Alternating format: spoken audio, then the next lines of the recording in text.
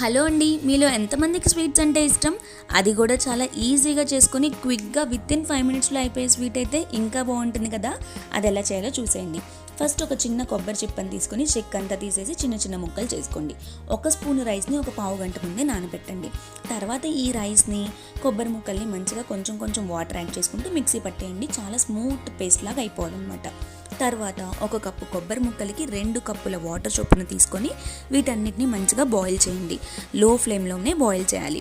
Once ఇది దగ్గర పడిన తర్వాత టేస్ట్కి తగ్గ బెల్లాన్ని, కొంచెం మీకు నచ్చిన డ్రై ఫ్రూట్స్ అన్నిటిని వేయించేసుకొని అవి కూడా యాడ్ చేసేయండి.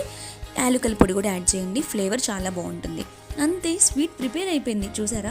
ఎప్పుడైనా ఈ స్వీట్ మీరు ప్రిపేర్ చేశారా? నేనైతే ఫస్ట్ టైం చేశాను. ఎలా వస్తుంది అనుకున్నా, నిజంగా చాలా అంటే చాలా బాగుంది. ఫ్రిడ్జ్లో పెట్టుకొని తింటే ఇంకా బాగుంటుంది. ఇంతకీ ఈ వీడియోని ఇంత మంచిగా షూట్ చేసింది ఎవరో తెలుసా? ఒక 7 years బాబు అనమాట. చాలా బాగా తీశాడు కదా. Thank you so much.